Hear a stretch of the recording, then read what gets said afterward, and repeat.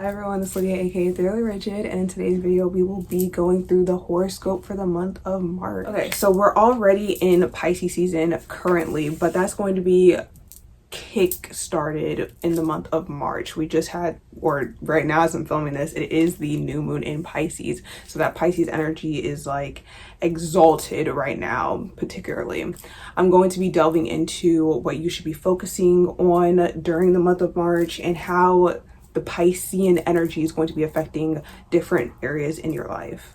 The sign of Pisces is all about the subconscious, okay? It's all about the unknown, the mystical, the magical, the 5D. This is not tangibility, people. This is not Virgo energy. This is completely opposite of Virgo. So it's not about routine. It's about mysticism. It's about uncertainty to a certain extent. It's what we can't see. It's what we can't touch. It's what we can't know for sure is there, but it's something that we can feel. It's intuition. Speaking of intuition, that is the main focus for the month of March, getting in tune with that intuition before Aries season so that we know what actions to take during Aries season. In my moon forecast Mondays video, which you should also check out, I talked about Pisces, the Pisces new moon being all about becoming a vibrational match for our dreams, our aspirations, our goals and ambitions. It's not about working hard. It's not about doing anything in the 3D. It's about energy work, getting ourselves together to be prepared energetically and becoming an energetic match to be aligned with those tangible things that we want to bring into the 3D by first cultivating and imagining and envisioning those things in the 5D, connecting to that frequency, that energy of what it is we want to obtain. In tarot, the sign of Pisces relates to the moon and the high priestess, I believe. So I know like the moon is traditionally Cancer energy, but in tarot it is Piscean energy. So this is deja vu. This is so weird. This is so weird. And that makes sense because Piscean energy, why do I feel like I did this in a different video? Like I said this that is so weird. Like Pisces energy, that is crazy. That's crazy. The subconscious, guys. The subconscious, sorry. But when we delve into the meanings of these tarot cards, specifically the high priestess. Now, both the moon, I can see why Pisces would be like the moon in tarot, because they both relate to intuition, the unknown, uncertainty. But the high priestess is more so a person, whereas the moon is kind of what we're seeing through, we're connecting to, the energy that we're channeling through the high priestess, the energy center of the high priestess, where she gets her wisdom and mysticism from, okay?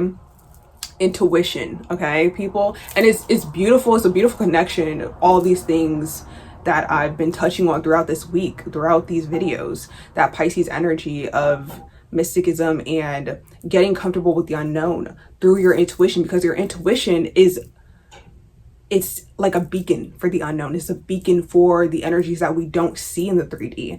It's a sixth sense, right? It's not about the tangible. It's not what we can see or feel or taste or smell. It's not about that. It's about that gut feeling and connecting to that energy, to let it be our guide and set the foundation for the actions we take, the decisions we make, the people we connect with, the ambitions that we have, the goals we set. It's oh my God, I love it. I love Pisces energy, because it's just, for me, that is the foundation. Like, I know that in my Monday forecast video, I talked about setting the foundation with Capricorn energy.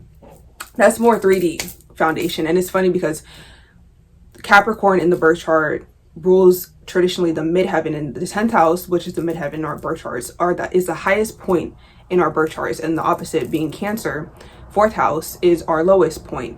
And Pisces is the last sign of the zodiac. And then Aries is the first sign of the zodiac. And Aries is all about taking action. It's all about going after impulsivity, not planning, but it's still utilizing, a certain frequency of energy to fuel our ambitions, fuel our goals, and fuel our actions. So, during Pisces season, we need to fine tune our energy so that when we reach that frequency of Aries and we're called to action, we have the right alignments to take action towards. Okay, we're aligning ourselves with the right things to go after. And that's why I think Pisces season is one of the most important seasons of the year, because it kind of sets the premise for the rest of the year. It sets the premise of what we're going to be obtaining and calling into our lives, because we're aligning our frequency with those things. Our pepper between my teeth. I can't believe nobody told me. Like, what the fuck? Anyway, I was eating chili oil and dumplings or pot stickers. Anywho, back to these. Okay, so during Pisces season, again, we have to get aligned with our intuition in order to align ourselves with our highest good and know what to take action towards during Aries season. Everything is like a domino effect. We align so we get clear on who we want to be, what we want to call in, what we want to align with during Pisces season. And then we find out how to fine tune our energy in order to be an energetic alignment towards these things. And then Aries, because we have to, because a part of manifestation is taking action, okay? And it doesn't have to be hustle, blah, blah, blah, hustle mentality, whatever. You know, it doesn't have to be what you think it is. It could just be as simple as writing something down. It could be as simple as, or as complicated or forthright as directly going after that thing, you know? And I always use example of like promotions and like jobs and stuff, and because it's like a, you know, a pretty common, you know, thing that you can, concept that you can grasp, you know. 111 on the timer. Whatever you were thinking of. Okay, take note of that. Whatever you were thinking of at that moment. So, you know, if you want a promotion in a job, you want a higher position, or you want to get a certain job, it could be as simple as writing it down and then you're calling it in, or it could be as forthright and straightforward as going to your boss and asking for a promotion right then and there. Like, look, we both know I deserve this. Either give it to me or don't. And if you don't, then you're going to find somewhere else to get that position. You know what I'm saying? That's what we're going to do. So it can be as complicated and straightforward. Yeah, those are very contradictory. But, you know, like, let's say you don't get the promotion at that job and then you have to leave the company and go to a different place to get that higher position. That's, you know, a little complicated through being straightforward, right? The irony. But yeah, that's a perfect example of that. And you can apply that to any other area of your life. You can apply that concept because it's kind of the same, what do they call, what do they say? Like operation, what's it called? The same sequence of operations. That's not what it's called. But you know what I'm saying, like system of operations. I don't know, whatever. This is gonna bother me, but whatever. It is called system of operations. Okay, that's what it's called. Okay. Some of the challenges that will be presented during Pisces season is if you haven't been listening to and being in tune with your gut feelings and trusting that intuition, then you're gonna be challenged to, you're gonna have a lot of crossroads that you're going to encounter. And I think this is gonna be true for everyone. Like, you're going to encounter these crossroads where it's going to kind of be like your mind versus your feeling, you know? And so a practice you can do is just try to make little insignificant miscellaneous decisions based off of how they make you feel. And I also kind of talked about that in my Mars and Cancer video. When Mars went into retrograde, that's kind of what we were working on, which is actually like, it's just a perfect sequence of events and energy shifts that lead up to each other and like are all connected in a certain way, developing certain skills and abilities and frequencies and alignments to cultivate a life you deem worth living, to cultivate a better life and a better sense of self. And with this Pluto in Aquarius, also, it's like cultivating that individuality within you, because nobody can tell you how to feel. Like, nobody can act as your intuition. Your intuition lies within. It's not external, it's an internal thing. And so it's up to you to figure that out. How do you feel? Because a lot of the times when you are interacting with somebody else, it's like the direct conflict between you and your intuition. People often act as challengers of your intuition. Somebody will have one opinion, but your gut feeling is like, no, that's not right, that's not right. But in society, we're taught you need to go with the crowd, you need to go with the flow, you need to go with, and that's not what you're supposed to be doing right now. It's like you're going to be met with a lot of decisions that are going to make no sense to make. Okay, like why would I ever do that? That doesn't make any sense. But when the time comes, you'll know why you had to make that choice and why that was the best decision to make, and why you couldn't listen to that other person because that other person was on a different frequency and they weren't aligned with what you're aligned with. And so your feeling is aligning you to make the certain decisions and choices to obtain what it is you desire and what is meant for you. So if somebody's saying, no, go with, I don't know, the vanilla shake instead of the cookies and cream shake, and you're like, no, I really want the cookies and cream shake. Like, it's like, it's your gut, it's your body telling you what you want, what you're aligned with. And that's like a little thing, but those little things matter, because the more you make these decisions, these small, seemingly insignificant decisions based off of your gut and your feeling and how it'll make you feel and what you truly want, it'll snowball. Just like, how people say like, snowball of lies. Good choices can snowball also, okay? Intuition, making choices based off of your intuition and not others' opinions or your logical mind. Making these choices based off of this feeling, based off of this frequency, based off of this sense will snowball. And so you'll start to make bigger decisions based off of your gut, based off of your intuition, based off of your feeling, instead of your logical mind. Now, of course, we still need to use our logical mind, people. Like common sense and critical thinking skills are very essential to living your best life and being a good person. Okay. And let me make it very clear, because a lot of people, you guys need to learn the difference between emotions and feelings. Okay, we're not making choices based off of emotions. And actually, I kind of like that, like the moon is Pisces in the tarot instead of Cancer, because Cancer is emotions. Cancer rules emotions. Pisces is feeling. It is that sixth sense. Cancer is not that sixth sense. It's emotions. Okay, it's the emotion that is brought up from a certain thing or place or whatever, because that nostalgia and memories and emotions, but it's the feeling of the sixth sense telling you something. It's telling you something, okay, other than I'm just angry, or this is, and Cancer, all the water signs are intuitive in their own way. Cancer goes off of emotions. This is making me angry. And then you have to take the next step to figure out, what does that anger mean? Not just I'm angry, so I'm going to do something. Like, no, that is wrong. I don't care. That's wrong.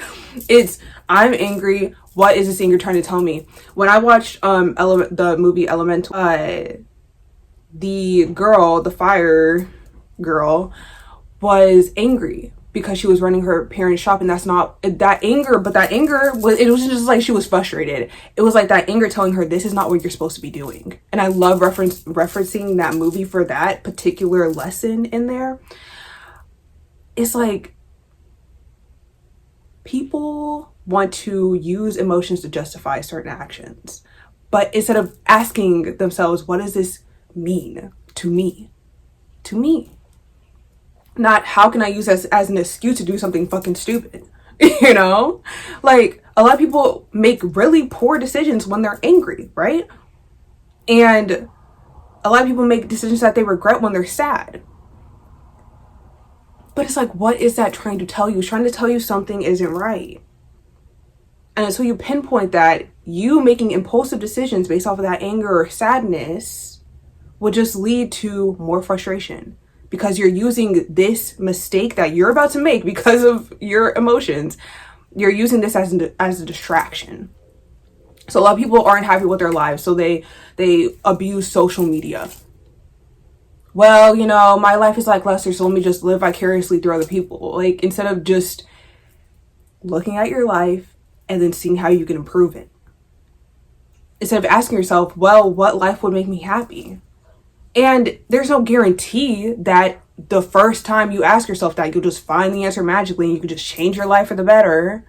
But it'll take you one step closer instead of one step farther.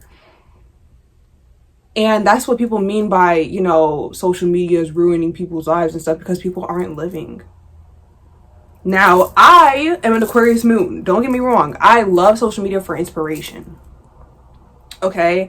And for Aquarius moons, technology is a source of comfort for us. Of course, that could be, you know, used in a bad way, like escapism and stuff like that, but we're not Pisces moons, so we don't have to really worry about that as bad, you know?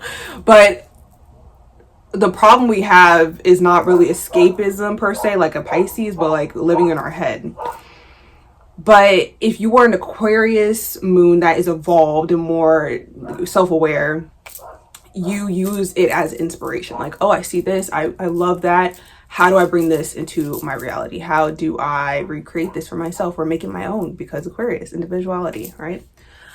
So the point of all of this is taking this Piscean energy and tailoring it to your life, to who you are, to how you operate as a person, okay? It's going to be different for everyone, how you use and how this energy affects you. But I'm just here to tell you the main themes so that you have a sense of direction and you have an idea of the general energies that are around you. So if you find yourself being more introspective, if you find yourself like having these visceral reactions to certain decisions, it's because your body's trying to tell you something. It's because this heavy energy of Pisces, or not even heavy, but like whimsical, mystical energy of Pisces is amplifying that sixth sense, whether you are super in tune with your sixth sense and psychic abilities and intuition or not, whether you use your gut feelings and you go by it or not, it's going to affect you. It's going to affect everyone.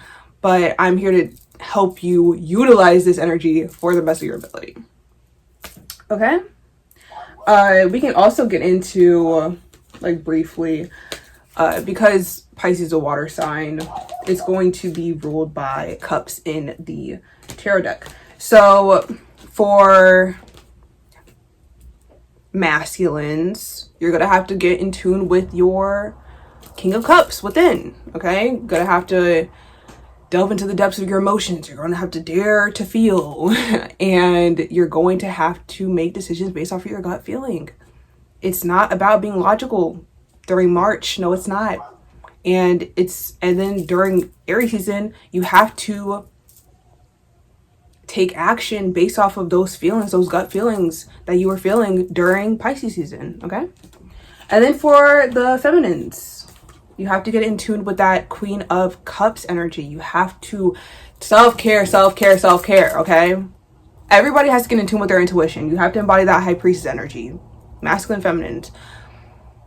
But for the feminines, you have to fill your cup, okay? March is all about filling your cup so that when things start picking up during Aries season, your cup is full and you can handle it, okay? And it's overflowing. Okay, we gotta get to the point where it's like, you know, when those science experiments where it's like they keep like filling it up just like a little bit, but it's not spilling over, like it's to the brim, and they keep like filling, or like the ice, you know, the concept of like melting ice and how it doesn't overflow because of the density of the ice and then the compression. You know what I'm saying. You probably know what I'm saying. Anyways, yeah, like that's how you gotta get to the tippy top, okay? So that when things start pouring in, when those things that you aligned with during Pisces season, because you fine-tuned your energy and your frequency to call in this abundance and love and whatever you want and promotions and, you know, everything that you've been aligning with, when that comes in, your cup is overflowing. We don't want a half full cup and then it gets full. No, we're not relying on external things to fill our cup. Our cup is full, and then during Aries season, it overflows. It doesn't drain because of everything that's happening. It overflows because we're receiving, okay? That is all I have for you. Happy Pisces season. Good luck during March. Happy March. Yes, because we're going to be posting this on the 1st. So happy March, and have an amazing spring. spring cleaning. Oh, we'll get into that sometime in the future. Anywho, I love you all. Give this video a thumbs up if you liked it. Subscribe for more, and comment down below how this Pisces season has been affecting you so far, and what you're going to do with this energy, and what you want to call into alignment with you. Okay, and yes, I'll see you all in the next one. Bye bye.